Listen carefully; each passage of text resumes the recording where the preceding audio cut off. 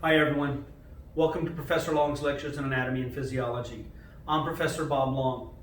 Now, I'm an instructor of Anatomy and Physiology at Del Mar College in Corpus Christi, Texas, and this is the first video in a long series of videos that are designed to help my students learn the information from my class.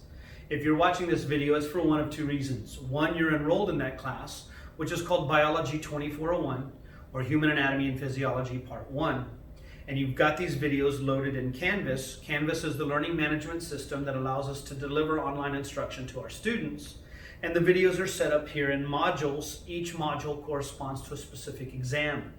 So this is the very first video in a long line of videos to get you through my Part 1 class. Now, the second reason you might be watching this is because you were on the inner Google looking for help in your anatomy and physiology class, and you've stumbled across my videos. You have nothing to do with Del Mar College. You may not even be in Corpus Christi, Texas. I hope all of you find these helpful. I hope you learn a great deal of information from me and you enjoy the learning process. A couple of things. One, please hit like and subscribe. That helps you, that helps me in a number of ways. Secondly, I'm an old school teacher. I believe in a face-to-face teaching system where students are in the classroom taking notes and having a human interaction. You guys most of you are destined for careers in health sciences, and you're going to have human interaction with patients, with family members of the patients, with your coworkers and colleagues, with physicians. It's constant interaction and communication. So I like that element of it. I like the classroom setting. I like getting to know my students' stories. They inform my life. Unfortunately, due to this coronavirus or COVID-19 shutdown, we can't have the face-to-face interaction. So that's the whole reason these videos exist, is because I'm having to deliver this stuff online. And while I'm not a fan of it, it's the best that we got, and we got to work with what we got. Now, I'm still going to deliver the lectures the same old way I would if students were sitting in this classroom, by writing on the board. If I have time to write it, you have time to write it. Studies have shown, I'm a neurobiologist by training, and I worked in memory and learning in the brain. Studies have shown that when people write and do things with their hands, they learn it much better than if they are passive and just watch someone flashing PowerPoints or other things across the screen. PowerPoint is an effective tool for presenting information, but I still do it the old school way. Now, one of the things, excuse me while I lean over here, if you're enrolled in my class, then we're going to be using my Human Anatomy and Physiology note set. This is a set of pages, spiral bound, for you guys to follow along. Every lecture I will tell you, take out your note set, turn to this page, and the information I will be covering will be covered in the note set, and you can fill in your notes. You take your exams out of this. If you're not in my class, I'm sorry. You won't have a note set, but you can follow along. I guess if you'd like to purchase a note set, you can contact one of the bookstores near Del Mar College in Corpus Christi, Texas, and ask them to send you one. It will help you organize your notes for your classes. Although your instructor may present different topics in a different order, differently, nonetheless, again, these are designed for my students. If you are in my class and you have your notes set, open it up to the first few pages. I want you to read the introduction. Don't just skip over it. There's some helpful information here about what I expect, what you can expect, and how to prepare yourself emotionally and psychologically for this course, as well as academically. There's how to succeed in anatomy and physiology, and there are 6 really good steps on how to be a good student in this class and learn the material. I would do that. There's some sample questions here so that you can see how we write or word our questions for exams if you're enrolled in my class. And there's a little bit of a motivational talk here about why are you here? What is your long-term goal? Keep that in mind so that you work very, very, very hard. All of y'all are going for very competitive programs that require you to have good grades, so you're going to have to outwork everyone else around you. Okay? It's going to require a lot of time, effort, and energy. If you don't have the time, if you don't put in the effort, and you don't have the energy, you're not going to do well in this course. Everyone knows A&P is a tough class. So this is designed to help you study and prepare for exams, but you have to do the information. Watching these videos 100 times without writing any notes or putting any work in and digging in your textbook, that's like going and watching an exercise video to get healthy. It doesn't work unless you do the work, okay? So, if you are in my class, turn to page 5 of the note set. There's sort of a preview of what we're going to be covering for exam 1, the 3 chapters we will be covering, and then we're going to start on the material starting on page 6. If you're not in my class, just follow along. I hope you learned something. So now I'm going to be going over the language of anatomy. In the beginning, anatomy and physiology usually involves a lecture and a lab component. In lecture, we'll be discussing things sort of in a verbal sense, and the questions will be multiple choice questions on an exam. In lab, we're going to be doing a lot of anatomy. What are the anatomical structures? And we're going to be testing you in what's called a laboratory practical. In a lab practical exam, we show you a picture of a model. Usually we do this, in a face-to-face environment, but nonetheless, you'll see pictures of models that will be labeled, and you have to answer the questions. ID the structure, ID the structure, ID the round thing, and you have to type in the answer. In the beginning of anatomy and physiology, the lecture and lab actually kind of are tied together. We're going to be covering the same material for the first couple of lectures and the first couple of labs. Here we'll be doing it verbally in lecture. When you get to my lab videos, I'm going to be pointing it out on models and things so that you can visualize it. But nonetheless, it's going to be the same material. So let's get started for this first lecture in anatomy and physiology, where we're going to introduce the topic and some terminology so that we're all using the same language. Now, when we study anatomy and physiology, one of the things I want you to know or realize or think about is this. Okay? This is a subtopic in the area of biology. Now, one of the most important things you can do if you're going to be a professional, a well-paid professional that has a successful career at any level, is called effective communication. We can communicate, but if it's not effective, it doesn't matter. Effective communication is when you use the language that other professionals will understand in a very clear and concise manner. There's no, it's sort of kind of like, when we're talking about that thing that kind of, remember we were talking about when students do that, that's not effective to me. I can't understand what they're asking. You have to be very concise and precise with your language. So I'm a big language and word nut. I'm a nerd for words. I love that stuff. I love languages. And it's helped me a great deal. If you can dissect part of the words in a question, sometimes you can come up with the answer. So vocabulary is extremely important in this class, so I like to break a lot of words down. When we look at the word biology, the first half of the word, bio, comes from a Greek word that means life or living. And the logos or ology comes from the word study of or the logic of. So biology is the study of life, of living organisms, and all the processes that lead to life. Okay, that's what biology is. It's the study of life and living organisms. Now, biology is a very broad umbrella, a very large topic that has a lot of subtopics underneath it. Things like ichthyology and herpetology and pharmacology and all sorts of other ologies, anatomy, physiology, pathology. So we're going to go through some of those definitions, but no, they're all under the heading of biology. Now, you are in an anatomy and physiology course, so the very first two definitions you should learn and you should never forget. If you miss these two questions, if you should get at least a 4 on your first lecture test by getting these two questions right, okay? If you don't, something's wrong.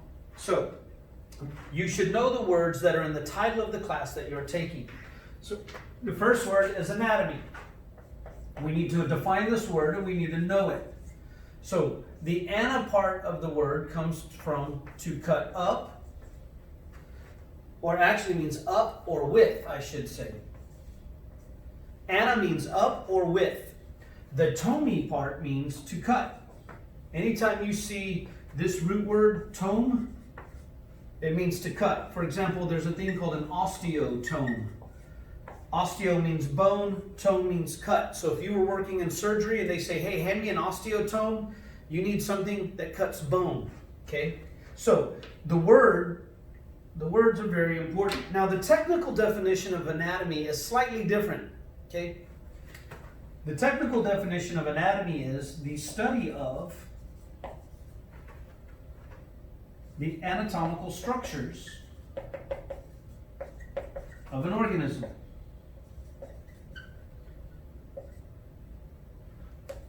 And a lot of times, they won't even put the word anatomical in there because that gives the answer away. So a lot of definitions will say the study of the structures of an organism. Okay? What are the parts called and where are they found? Where is the heart, the stomach, the spleen, the kidney, the pancreas, the glabella, things you may have never heard, the popliteus. You need to know where the parts are. That's what anatomy is. What is it called? And where in the body can we find it? What is the structures of the body? Okay. The second definition that you should know is physiology. Now we know the ology part means the study of. The physio part comes from a word that means function, or it could mean interaction. So technically physiology is, what does the part do and how does it interact with the other parts and affect their functioning? Now the technical definition for physiology is the study of the functions and interactions of the anatomical structures.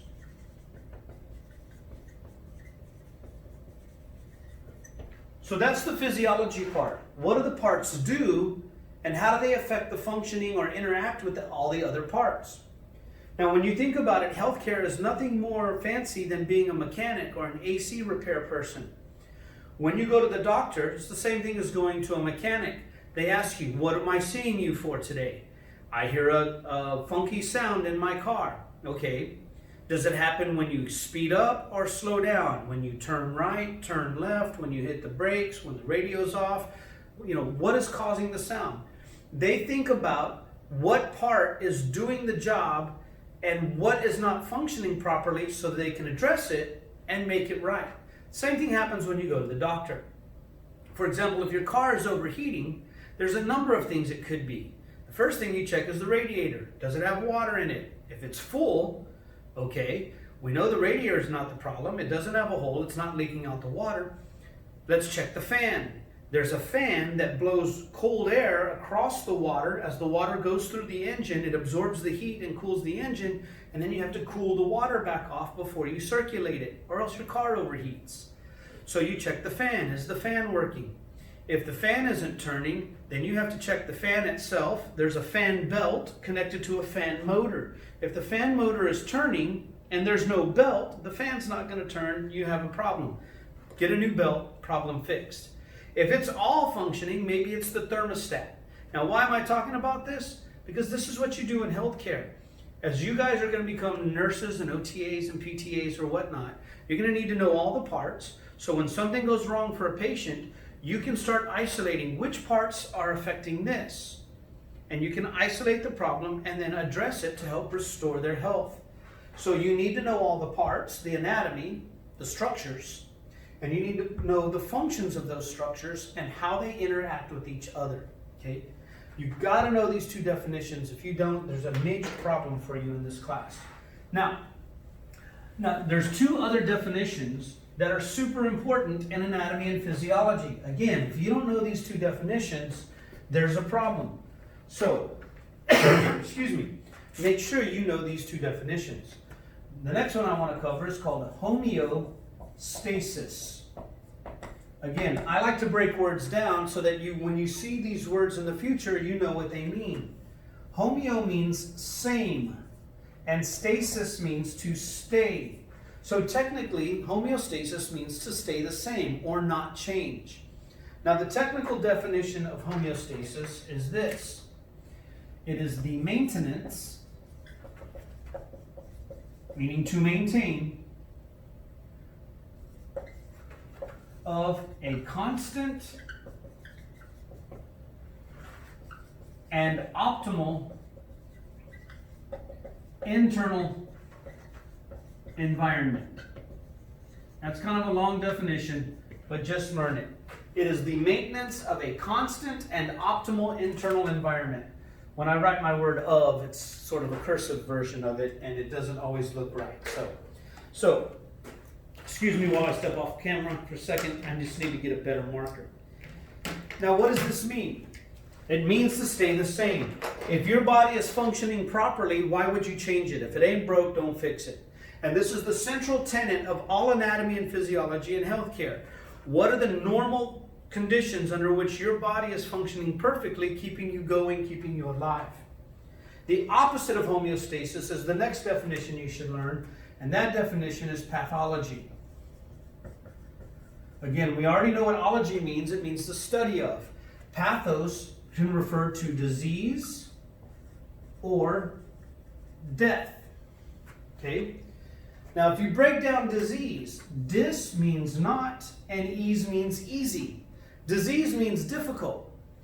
Our body should be functioning perfectly. When it's not, it becomes more difficult for your body to perform its functions. If some part of your body stops functioning, all the other parts dependent upon that start crashing down, and it could lead to eventually death. Okay? So pathology technically is this. It is the study of the processes that result in disease or death. It's the study of processes that result in disease state that eventually could lead to death. These two are opposites. Let me give you an example here and show you something. Okay, I'm going to erase this definition now that you got it down, and especially since it's on YouTube, you can pause and rewind. If you were in my class, students get mad when I erase things too quickly, but you do need to dig in the book. Please do not take my lectures for replacing anything in the book. You have to read the chapters, read the book, please. Now, I'm going to take a typical human cell. There's a part of the cell called the nucleus. We're going to learn the parts of a cell later on, the anatomy of a cell. But the cell has a body with some cytoplasm and a nucleus in it. And there's sort of a window of conditions here. There's a little range in which our cell is functioning normally. And if I think of this range here, this area would be what we call homeostasis, or the homeostatic conditions for our cells. For example, let's pick one of them. Temperature. We know that most of our cells function perfectly at 98.6 degrees Fahrenheit or 37 degrees Celsius. That is the perfect homeostasis for our cells. And at that temperature, all the biochemistry going on in the cell is functioning perfectly. Now, our cells don't always stay perfectly at that. Our cells can start to heat up, moving up, say, to 99.8 degrees Fahrenheit, or getting up close to the very edge, where the higher the temperature goes, the more the chemistry starts to break down and the cell won't function normally. Now, once we get too high, let's say to 101 degrees Fahrenheit or even higher, now we're no longer functioning properly. We are in pathology. Your cells are either in homeostasis or they are in pathology. Our cells can also cool down some. If you go out on a cold winter day, you might get down to like 97.8 degrees Fahrenheit. Your cells can still function at that temperature, but if you stay there too long or you get much colder, you start dropping down here to 96 degrees Fahrenheit in your core temperature, then the chemistry of the cell slows down and it can't function normally to maintain life. So your cell could be in pathology here. So if you're too hot, you might shed clothes. If you're too cold, you might put on blankets and other clothes and to return to homeostasis so that your cells continue to function normally. We can also look at things like your oxygen concentration and concentration of carbon dioxide and glucose and calcium, and potassium and sodium and all these ions and all these molecules and substances. We could look at that range. Okay, there's salt concentrations, there's pH, there's a number of conditions, but the concept is the same. Your cells are either functioning perfectly or it is in pathology. Now, we have mechanisms that when they do stop functioning properly, we can get back to homeostatic conditions naturally. Our body has responses that it can give to return us to homeostasis. When that fails, that's when healthcare and some kind of external intervention is necessary, and then you have to take external measures to try to help return someone back to homeostasis. So keep this idea in mind. Homeostasis are those perfect conditions that keep our cells and our body functioning normally. Anytime we're outside of that, we are in a disease state. It becomes less easy to function, and if we continue in that disease state, death can and probably will result at either the cellular level, the tissue level, and so on and so forth. Now, in order for our cells to respond, And if you're following in my note set, these definitions are going to be at the bottom of page 5. I'm not going to go exactly in the order of the note set, but for a reason. In order for our cells to respond, there has to be what we call a feedback mechanism.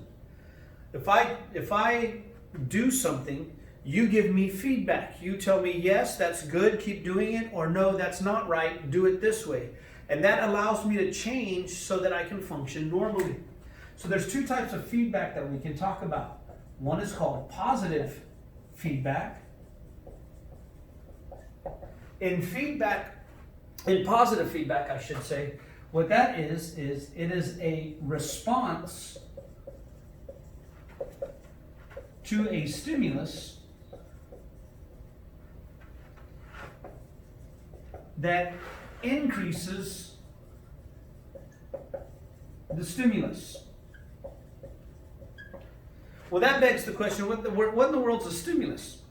A stimulus is any detectable change in the environment. I'm going to go ahead and define that down here. And the reason I'm leaving the space, you'll see in a minute. But a stimulus is any detectable change in the environment. And what that means is this, and I'm not going to write out the word environment. I think you should know how to spell that word, but it's any detectable change in the environment. If a car backfired in Houston, Texas, which is 400 miles away from where I'm at, or 250 miles away, it's about 4 hours, I wouldn't hear that. There's a change somewhere in the universe, but my body did not detect it. So to me, that would not be a stimulus. If someone dropped a book on the floor and it made a loud noise, I might jump. So that would be a stimulus because I can detect it. Or if I change the thermostat in the room by 1/10 of 1 degree, you may not feel that temperature change. That's not a stimulus because your body cannot detect it. It's not sensitive enough. If I changed it 10 degrees, hotter or colder, you would start either ripping off clothes and sweating and fanning your body, or you would start putting on extra clothes and starting to shiver. That would be a stimulus because it would be a detectable change. Now, when the change happens, if the change benefits survival and the functioning and homeostasis of our cells and our tissues and our organs, we want to keep that change. One good example of positive feedback is birth contractions. Because when the baby is ready to come out, when a female feels that birth contraction, the first one is painful, it doesn't feel good, but it feeds back to the body and says, hey, it's time for the baby to come out, because if it doesn't, it will die. The tissue will rot inside the female, poison her body, and kill the mom too. So we need to increase the strength, the frequency, and the duration of all of these contractions. So the first birth contraction is the change, the stimulus.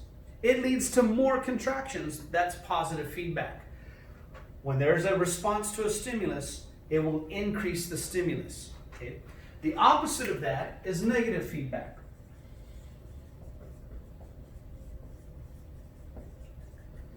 And negative feedback is the exact same definition, only different. Okay? It's a response to a stimulus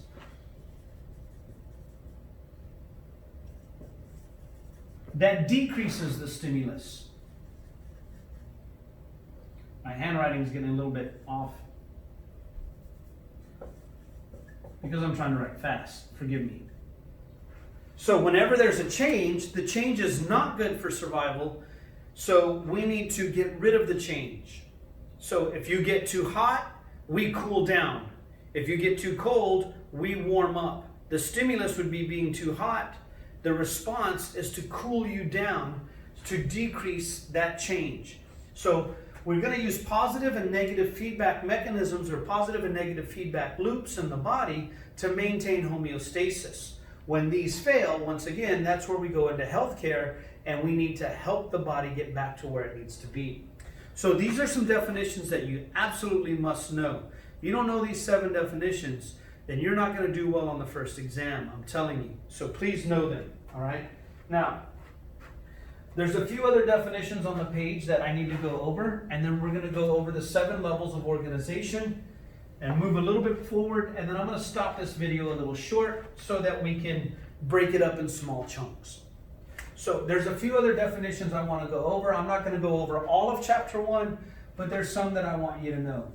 Anytime we see cyto or something that has something to do with cyte, that means cell. Okay? Hold on a second. I think I wrote really high on the board. I want to be able to want to make sure that you can see what I'm writing. Okay? Now, cyto or cyte means cell. So cytology should be the study of the cell. And that's what it is. It's the study of cells, cell structure, cell function, cell physiology. Anytime you see study of cell, blah, blah, blah, it's going to be cytology. The study of cell structure, the study of cell function, cellular this, cellular that, the functions and interactions of cells, it's all cytology, okay? If I told you histo refers to tissue, then histology is therefore the study of tissues. Anytime I put this little quotation marks, I'm just bringing these words straight down. So cytology is the study of cells, cell structure, cell function, cell interaction. Histology is the study of tissues, tissue function, tissue structure, tissue interactions. So those are some other definitions you've got to know. All right? Now, the last thing I want to cover on this page is this. As scientists, we like to organize things and categorize things. That way we have a solid understanding when we come across something new. If I can compare it to something that I already know, then I already know more about this. Let's say, for example, I were in the jungles of South America. Never been there, but I would love to go. And I come across some kind of bug. And this bug has 2 body parts. And it has 8 legs. Some people go, oh, we found a new insect. No, that's not an insect. By definition, insects have 3 body parts with 6 legs, and they usually have antennae. Sometimes they have wings. Since this only has 2 body parts and 8 legs, it's not an insect. It's an arachnid, which is spiders. Spiders are not insects. So now, since I know that this is an arachnid, what do you think of when you think of spiders? You think of webs, you think of all sorts of other things. Some are venomous, some are not, whatever. So, if I come across something new, I can compare it to other things and go, oh, I know a lot about this now. I know how it functions, I know about its structure, I know what it does, I know its position in the ecosystem or whatnot. Well, the same is true in anatomy and physiology or any science. We like to categorize or organize things. In anatomy and physiology, we tend to discuss the levels of organization. And our textbook and most people discuss 6 levels of organization, but I'm going to give you 7 of them because one of them I think is really important for anatomy and physiology. I'm actually going to give you an 8th one, but we're really not going to talk about it in this class a whole lot, at least not for now. So, the first one I'm going to talk about is an atom. And I'm not really going to go in a lot of detail of this, but atoms are the basic building blocks of most of what we see in the world, the physical part of the world. Atoms make up the air we breathe, they make up the solid structures, they make up the liquid structures. And when you look at the periodic table of the elements in chemistry, you see the elements all listed. An atom is one unit of a specific element, and they have a specific structure and a specific behavior. And each atom behaves differently than others. So follow along here. If I have 2 atoms of hydrogen, all hydrogen atoms behave like all other hydrogen atoms. They have the same behaviors, and chemists and biologists very often can predict those behaviors, and physicists. But if I have 2 different atoms, hydrogen and oxygen, the oxygen atom is going to behave different than the hydrogen atom and vice versa. They have unique and very specific behaviors that they can perform or that can be predicted on how they're going to act and interact when we mix some of these things together, which is the subject of chemistry. And because all hydrogen atoms have the same behavior and all oxygen atoms have the same behavior, but the 2 behave differently, then we need to know a lot about atoms sometimes and some chemistry to understand biology and physiology.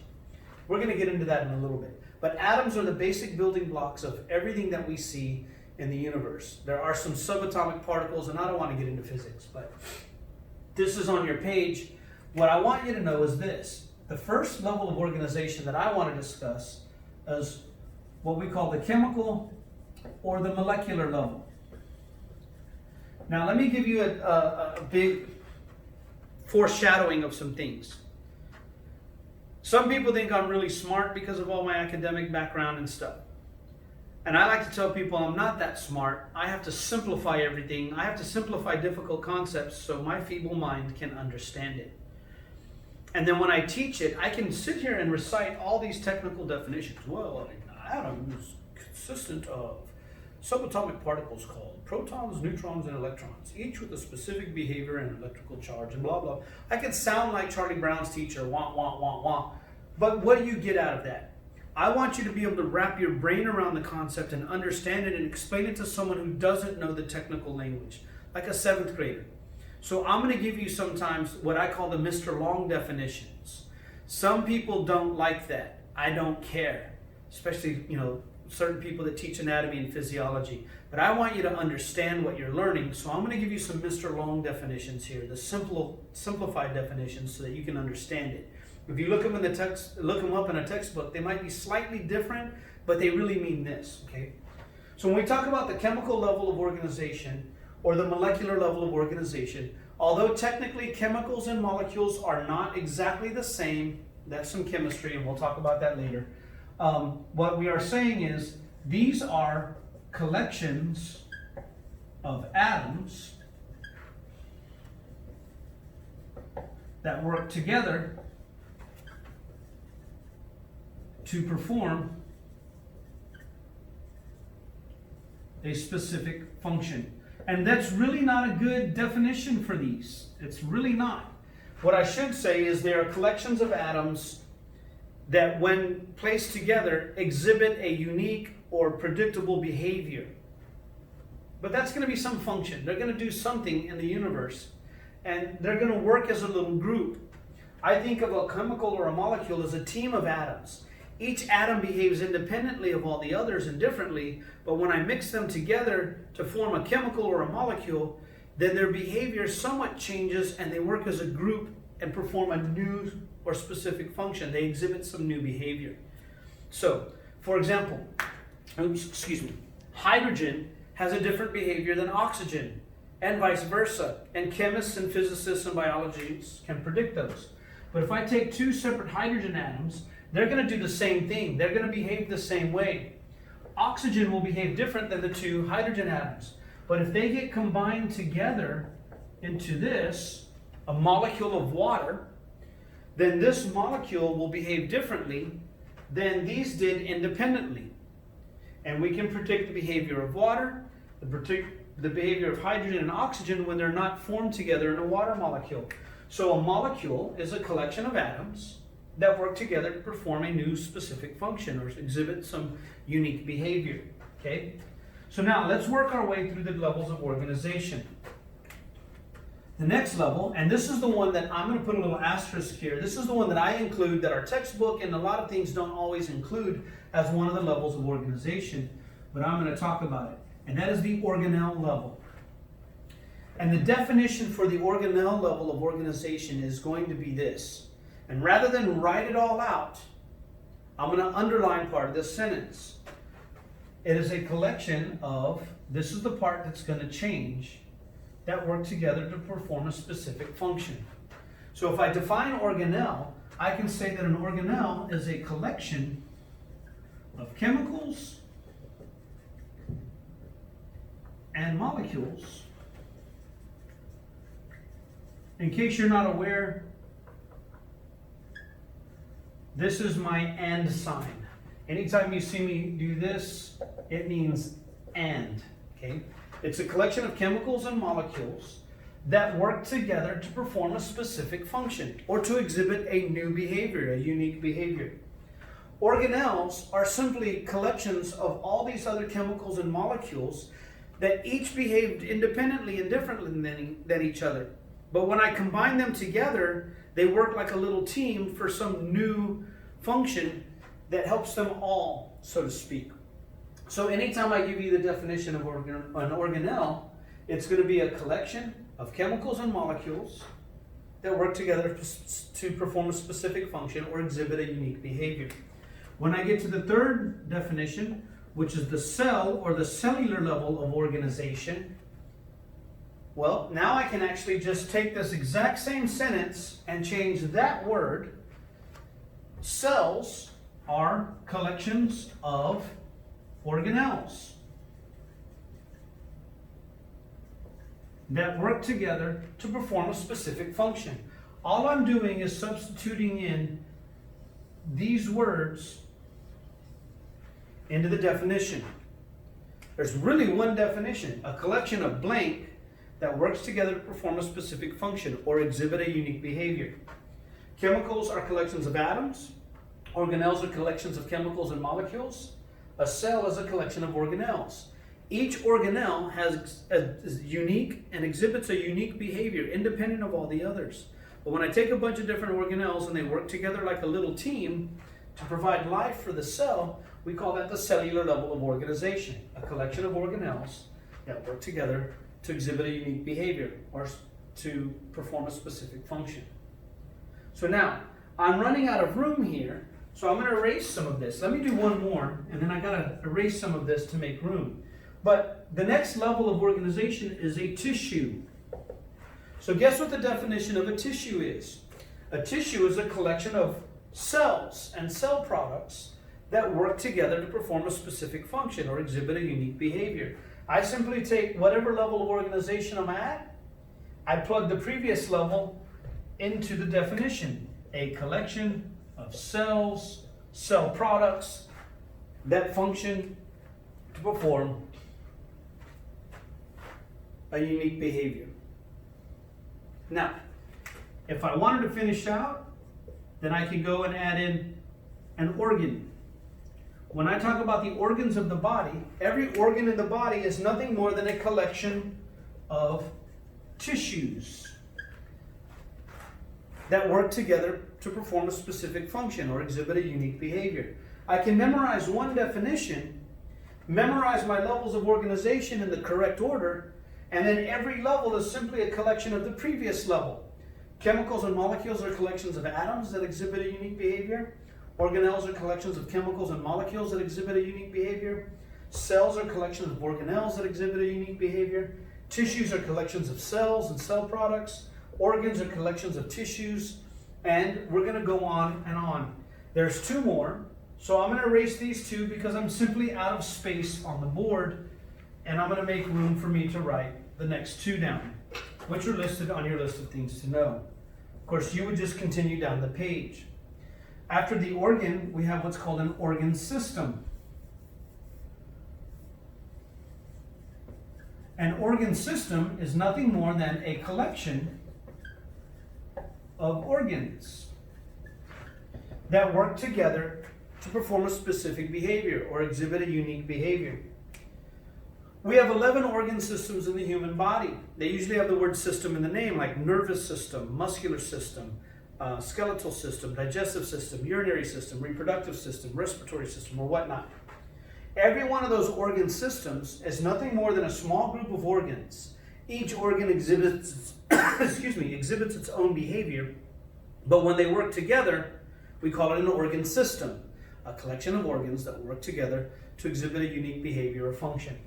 The last one that we're going to cover of the 7 is going to be an organism. An organism is nothing more than a collection of organ systems.